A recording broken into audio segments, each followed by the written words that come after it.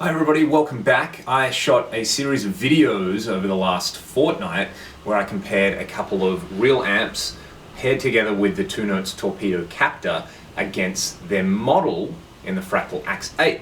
And I got you guys to weigh in and tell me what clips you liked better and to try and guess what was the modeler and what was the amp. And I found the results obviously really interesting.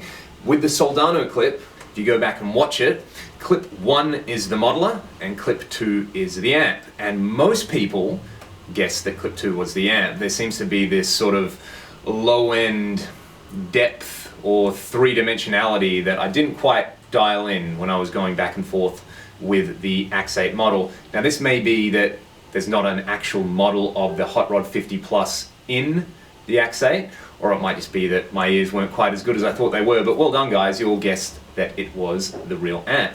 The rectifier clip, I actually started with the modeled sound, and I think, to my ears anyway, and it seems like most of the people who were weighing in on the comments, they kind of couldn't tell the difference between the two of them, which I thought was really impressive. And I was really happy because I've recorded a lot of stuff with that amp, so I can very happily use that patch that I made and take it on the road and play shows with it without actually having to lug my rectifier around, which is, that amp's had some issues in the past with the switching system and stuff. I'm not 100% confident using it live, so there you go. Now, I did a clip with the JTM 45, and this is the one that I found the most interesting, and you guys are probably going to want to punch me in the face because I didn't use the amp at all.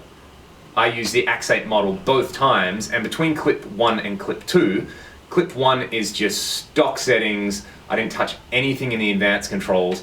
And clip 2, I dialed in the amp the way I would do it if I was, setting up a JDM 45 patch. I adjusted the motor drive, I adjusted the negative feedback, I played around with the speaker drive control, all the advanced parameters in there, and I pulled from memory just a tiny amount of 250 Hertz out. And it was interesting to see that a lot of people guessed that the second clip, where I had tweaked it a little bit more, was the real amp. So, what can we learn from this? I guess some of you guys are pretty spot on when it comes to picking the real amp, but when we think about a real amp, I think really what we're expecting is a more 3D, squishy, dynamic, touch sensitive, all these nebulous words that we throw around when we're talking about guitar gear. That's what we expect an amplifier to sound like. So when we hear that sound, we're naturally going to go, hey, inbuilt bias, I think that's the real amp. There's no way that a modeler could do that. And I think that JDM 45 clip demonstrated pretty well that it's really easy to fool guitar players. And the second lesson from that is, who cares if you're using an amp? Just use what sounds good, man. It's 2017.